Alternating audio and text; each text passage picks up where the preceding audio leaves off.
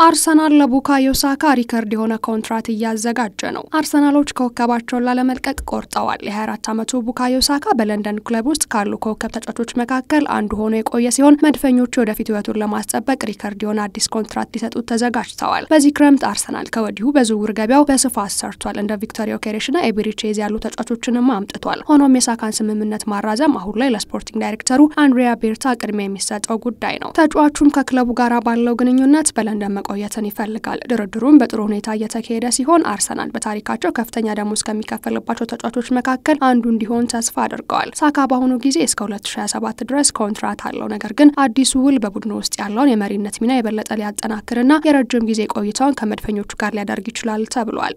የቶተንሃሙ የፊት መስመር ተጫዋች ዶሚኒክ ሶላንኬ ቁርጭምጭሚት ቀዶ ጥገና ተደረገለት። የ28 ዓመቱ ተጫዋች ዛሬ በቻምፒየንስ ሊግ ከቦዶ ግሊምት ጋር በሚደረገው ጨዋታ ከቡድኑ ስብስብ ውጪ መሆኑን ዋና አሰልጣኙ ቶማስ ፍራንክ አረጋግጠዋል። አሰልጣኙ እንደተናገሩት እርሱ ዝግጁ አይደለም፣ ከዓለም አቀፍ ረፍት በኋላ በሚመለስበት ጊዜ ላይ ተጨማሪ ዜና ይኖረናል፣ ነገር ግን ረጅም እንደሚሆን አልጠብቅም ብለዋል። ሶላንኬ ለመጨረሻ ጊዜ የተጫወተው በፕሪሚየር ሊጉ ቶተንሃም ማንቸስተር ሲቲን 2-0 ባሸነፈበት ጨዋታ ላይ ነው። በተጨማሪም ተከላካዩ ክሪስቲያን ሮሜሮ ከጨዋታው ውጪ እንደሆነ አሳውቀዋል። ቶተንሃም ሆትስፐር ባለፈው የውድድር ዘመን በዩሮፓ ሊግ የግማሽ ፍጻሜ ጨዋታ ቦዶ ግሊምትን አሸንፎ ዋንጫውን ለማንሳት ሲሞክር ቶማስ ፍራንክ የኖርዌይን ክለብ በጣም ድንቅ ናቸው፣ ታሪካቸው ደግሞ ልዩ ነው፣ በኖርዌይ ትንሽ ክለብ መገንባትና አሁን በአውሮፓ መወዳደር በጣም አስደናቂ ነገር ነው ብለዋል።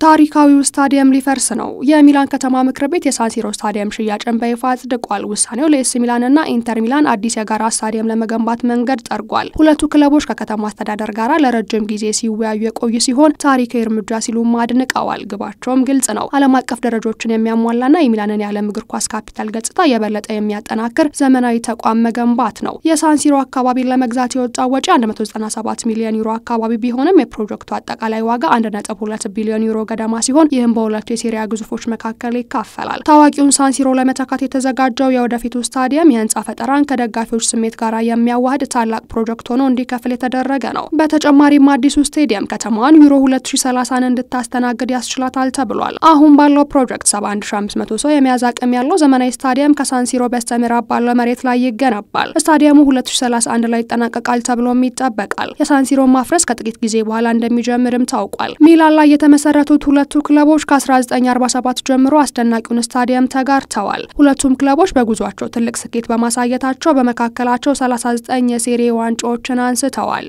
የጋላታሳራይ ደጋፊዎች ከምሽቱ ጨዋታ በፊት የሊቨርፑልን ተጫዋቾች ሲረብሹ አምሽተዋል። ሊቨርፑል በቱርክ የቻምፒየንስ ሊግ ጨዋታን ከመጀመሩ አስቀድሞ የጋላታሳራይ ደጋፊዎች ከቡድኑ ሆቴል ውጪ ርችቶችን በመለኮስ ተጫዋቾችን ረብሸዋል። ምሽት 4 ሰዓት ላይ ጋላታሳራይ ከሊቨርፑል ጋር ከሚያደርጉት የቻምፒየንስ ሊግ ጨዋታ አስቀድሞ በኢስታንቡል የጋላታሳራይ ቡድን ደጋፊዎች የሊቨርፑል ተጫዋቾችን ረፍት ለማወቅ ርችት በመለኮስ ከእንቅልፋቸው እንደቀሰቀሷቸው ታውቋል። ዳኒ ካርቫልዮ ለጨዋታዎች ቅጣት ተላለፈበት። በሪያል ማድሪድ እና በኦሎምፒክ ዲ ማርሴይ መካከል በተደረገው የቻምፒየንስ ሊግ የመክፈቻ ጨዋታ ላይ ስፔናዊ የቀይ መስመር ተከላካይ ዳኒ ካርቫል አርጀንቲናዊ ግብ ጠባቂ ኮሮኒ ሞሩሊን በግንባሩ በመምታቱ በቀይ ካርድ ከሜዳ መውጣቱ ይታወሳል። የአውሮፓ እግር ኳስ ማህበር ፋውል ላይ ተጫዋቹ ላይ ቅጣት አስተላልፏል። ካርቫል ሁለት የቻምፒየንስ ሊግ ግጥሚያዎች እንዳይሰለፍም አድርጎታል። የተጫዋቹ አለመኖር ሪያል ማድሪድን በቀይ መስመር ያለውን ልምድና የመከላከል ጥንካሬ ይጎዳዋልም እየተባለ ይገኛል።